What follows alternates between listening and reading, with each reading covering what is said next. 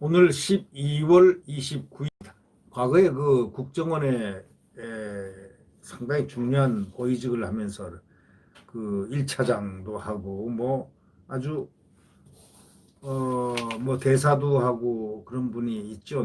나종일 씨라고. 그분이 상당히 중대한 발언을 했습니다.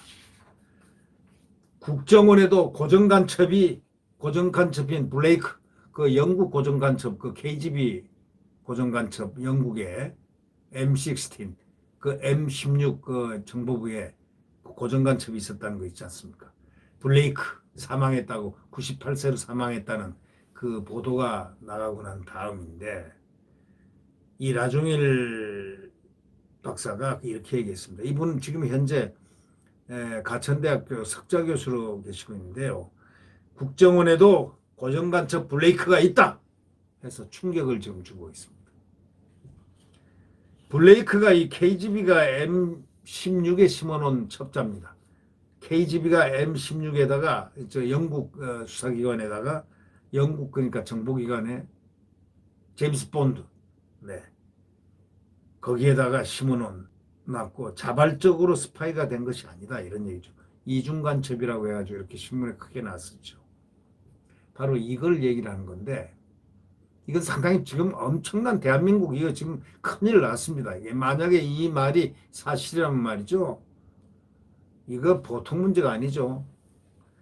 블레이크가 KGB가 M16에다가 심어놓은 M16에 심어놓은 것이다. 영국의 M16는 그 영국의 정보기관입니다.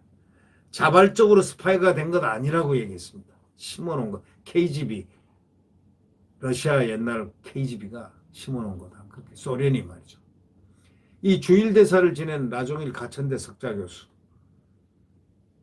가천대 연구실에서 지금 이 조선일보 특종으로 인터뷰를 했습니다. 영국 정보국 그 M16 요원 신분으로 소련을 위해서 활동한 조지 블레이크는 M16에 들어갈 때부터 소련 정보기관 바로 KGB 요원이었던 고정간첩이었다는 사실을 얘기를 했습니다. 그러니까 결국 뭐냐? 이제 M16에 이제 영국의 옥스포드에 나와서 그 러시아권과 아마 졸업을 했은 겁니다. 러시아권, 러시아 있죠, 러시아. 그 학문을 학사를 받았는데, 그리고 이제 영국 정보기관인 M16에 이제 들어갔습니다. 근데 순수하게 거기 들어가서 나중에 전향돼서 뭐 포섭되고 해서 이중간첩한 게 아니고 원래부터 KGB가 심었다 이겁니다. 그런 고정간첩이었다고 말을 했습니다. 이 블레이크가 미국의 폭격에 분노하고 마르크스 자본론 뒤늦게 읽은 뒤 전향했다는 것은 소련의 일방적인 주장입니다. 지금 한국에도 이런 고정간첩이 있다는 소식, 하기야 정부 어디 한번 뒤져볼 필요가 있겠습니다.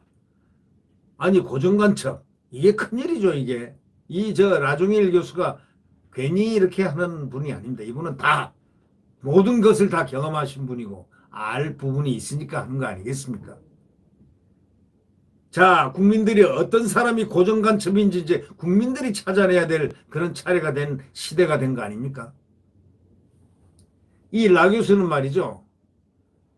전화 인터뷰에서 이렇게 얘기했습니다. 조선일보가 이게 특종한 얘기인데, 전화 인터뷰에서 M16 측으로부터 듣고 확인한 바로는 블레이크는 10대 시절에 이미 KGB에 포섭돼서 길러졌다는 겁니다. 다시 말하자면 영국의 학생인데, 영국 사람인데 KGB에 10대 포섭돼가지고 길러져가지고 KGB가 계획적으로 그를 갖다 M16에 심은 것이라고 이렇게 말을 했습니다. 그러면서 옥스포드에서 러시아 거를 전공하고 M16 요원으로 주한 영국 대사관에 여기 영국 대사관에 파견된 그가 뒤늦게 뭐 자본론에 감동해서 자발적으로 소련 스파이가 됐다는 말은 말짱 거짓말입니다. 돌대가리가 아니고서야 자본론 캐피탈을 읽고서 감동해서 소련 스파이가 될 정도로 그런 머리 나쁜 사람들이 어떻게 해서 M16 요원이 되겠습니까? 말도 안 되죠. 그러니까 라종일 교수의 말이 맞다 이거죠. 원래부터 고정간첩으로 돼가지고 그걸로 들어와서 이중간첩이 됐다 이런 얘기가 맞는 얘기죠. 라 교수는 그렇게 얘기합니다. 소련은 중고등학생을 이 고정간첩으로 길러가지고 영국하고 미국 정보부에 잠입을 시키는 그런 수법을 써왔다면서 지금 북한은 지금도 이런다 이렇게 얘기합니다. 우리 국정원에도 북한판 블레이크가 있을 것이다 이렇게 말했습니다. 여러분 이 대목이 중요한 얘기죠. 우리 국정원에도 북한판 블레이크가 있을 것이다 이렇게 얘기했습니다.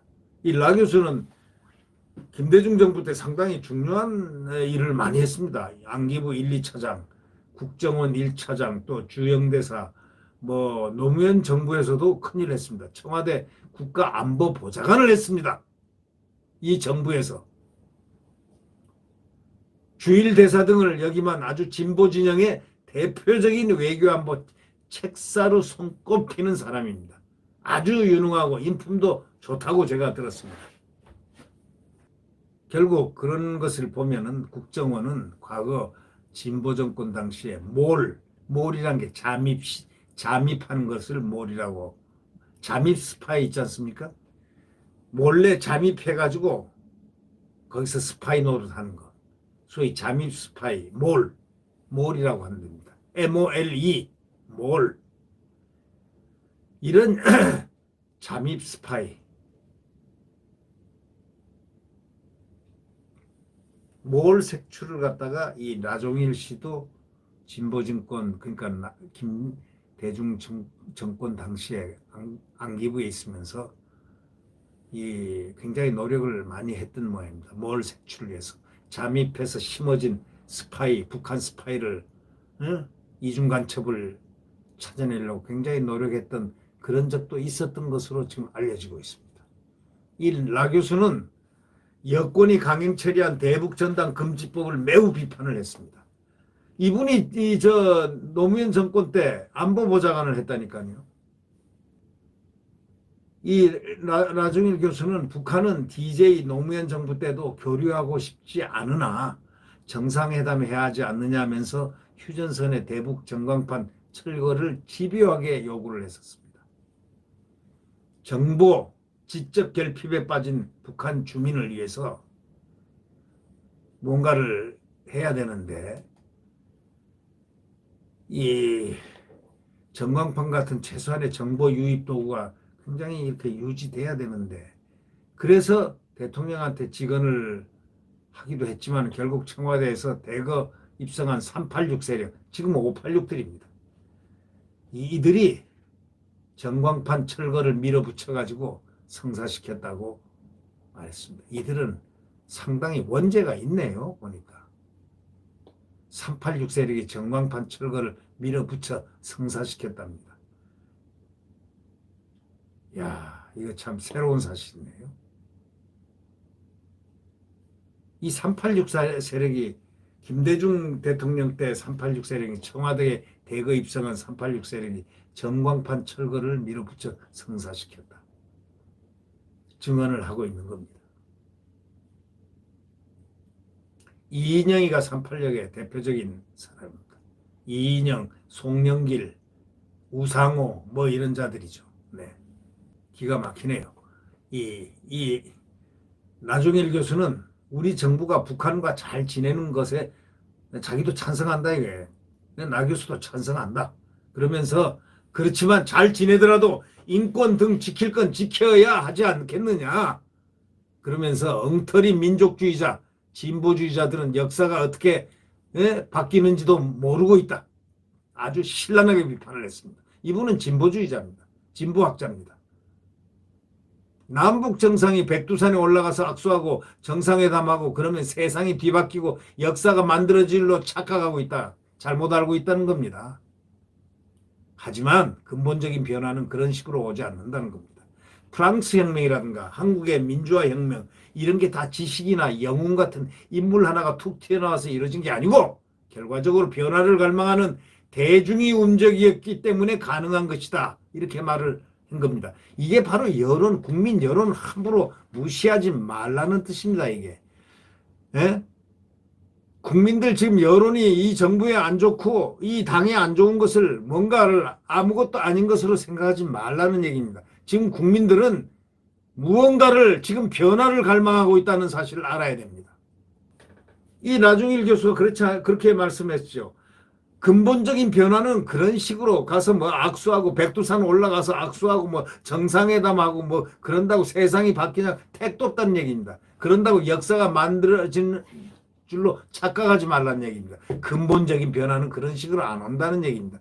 프랑스 혁명 예를 들었습니다. 한국 민주화 혁명도 그렇게 예를 들었습니다. 이런 게 지식이나 영웅 같은 뭐 사람 하나가 툭 튀어나와서 뭐 하고 한다고 해서 이루어지는 건 아니다 이겁니다. 결과적으로 변화를 갈망하는 국민들이 움직였기 때문에 그게 가능한 거 아니냐 이렇게 얘기하는 겁니다. 맞지 않습니까? 또 이 나종일 교수는 이렇게 얘기했습니다. 진정으로 남북관계 변화를 바라고 통일을 바란다면 북한 인민이 세상을 바로 보고 마음을 움직일 수 있도록 미약하게나마 전공판이든 뭐든 이들에게 세상에 뉴스를 전해줘야 되지 않느냐 이게. 북한에 쌀이나 백신 주겠다고만 하지 말고 정신적 지적 박탈을 당하는 인민의 처지도 좀 생각해봐라. 아주 무서운 지적을 했습니다. 자, 통일부 장관 이인영 좀 똑똑히 좀 잘 이 나정일 교수의 말을 들으십시오. 이분이 노무현 정권 때 안보보좌관을 하신 분입니다. 예, 아주 훌륭한 분입니다. 국정원 1, 2차장, 영국 대사 뭐 등등 그리고 석학입니다. 이분이 석자 교수로 지금 있습니다. 이런 분들이 이렇게 지적을 하는 것을 조금 이 대통령이 경청을 해야 됩니다. 대통령은 어떤 분이 진짜 훌륭한 대통령이냐? 많은 것을 경청할 줄 아는 대통령. 국민의 민심의 흐름을 파악하고 거기에 대응하는 대통령. 그것이 얼마나 중요할까요? 저는 과거에 그 군사정권 시대도 우린 다 같이 살아봤지 않습니까? 이렇게 답답한, 이렇게 무서운 정권을 본 적이 한 번도 없습니다. 국민의 자유가 이렇게 마음대로 재단되는 이런 176석 하나 코로나 전국에서 재난지원금 주고 해가지고 국민들이 정부 좀 지원해주자 해가지고 많이 뽑아줬더니 이렇게 폭주하는 줄 몰랐습니다. 아니 실제로 표차는 야당하고 8%밖에 안 되는데 왜 이들이 이렇게 마음대로 합니까? 여기가 무슨 뭐 혁명하는 데입니까? 여기가? 대한민국이? 대한민국은 자유민주주의 헌법에 따라서 국가가 운영되는 바로 자유민주주의와 시장경제가 꿈꾸는 그런 나라입니다. 태극기 펄럭이고 애국가 부르면서 대한민국을 외치면서 세계로 뻗어나가는 그런 대한민국이었습니다. 그런데 지금은 구독 버튼과 엄지를 눌러주시면 감사하겠습니다. 구독 버튼과 엄지를 눌러주시면 고맙겠습니다. 지금 대한민국 한동훈 검사장이 얘기했던 대로 7월 23일인가 얘기했죠. 광풍이 불고 있습니다. 광풍. 어둠에 깔려 있습니다. 그러나 내일 태양은 다시 떠오릅니다. 내일 대한민국의 태양은 다시 떠오릅니다. 네. 안녕히 계십시오.